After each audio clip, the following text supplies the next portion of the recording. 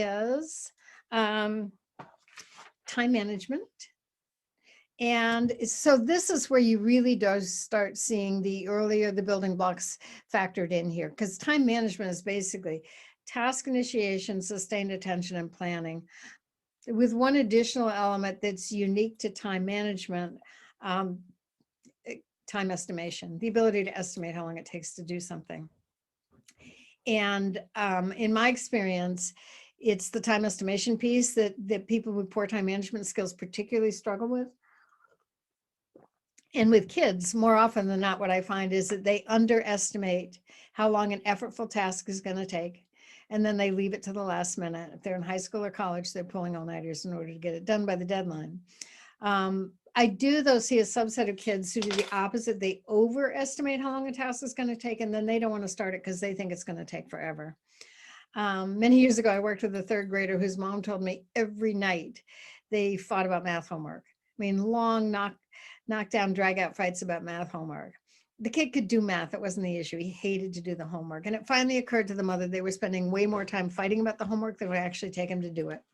So she said to her son at one point, "How long do you think this math worksheet's going to take?"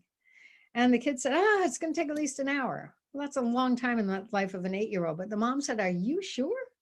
Let's see." They wrote down the time he started, the time he finished. They did the subtraction. It was 10 minutes. The kid was stunned. He had no idea he could get the work done that quickly. And time estimation is a skill that can be taught. So the next night that mom could have taken out the math homework and said, "Remember last night you thought it was going to take an hour, it only took 10 minutes. Look at this worksheet. Let's take a guess. Let's see if you're right." So you can almost make it a game of estimating accurately. I just did some work at a school in California where learning specialists there created a very clever fudge factor form. I put it in the Dropbox. It's in a folder called time management, so take a look at it. But it basically, you have kids estimate a specific task, how long it's going to take, and then you have them figure out how long it actually took.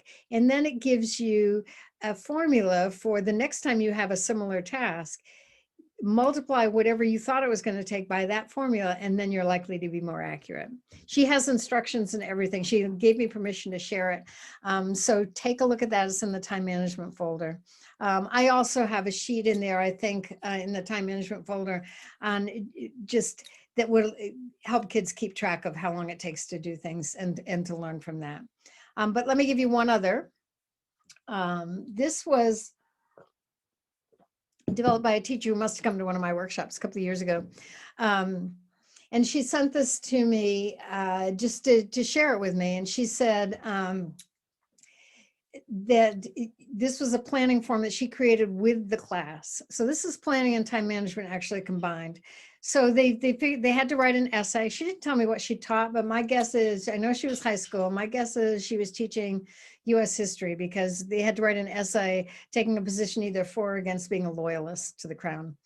And so they broke it down into 7 steps, and she in the class estimated how long they thought each step would take. They were going to do the writing in class, 6 writing blocks she has, and a writing block is like 40 minutes.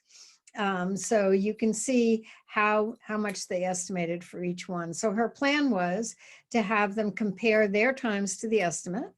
And then she had them use as a checklist, checking off when done. So for some kids, I'm sure this was accurate, and for other kids it wasn't. But again, that's where you learn, do you work faster than others? Do you work slower than others?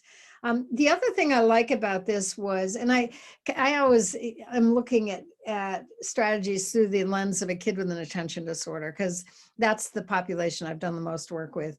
And kids with ADD, if you can get them to write papers at all, they tend to avoid 2 steps in particular, step 2 and step 6. So once they start writing, they just start writing. They don't plan it, they just write it. And when they're done, they hand it in. They don't proofread it. So what I like about this plan is it actually builds in time for that. And it says you are going to spend an hour planning your paper before you start writing it. And she was smart enough to give them a visual organizer to help them plan it. Because again, for kids with ADD, how to plan something is way too amorphous. So you may be able to take this and apply it.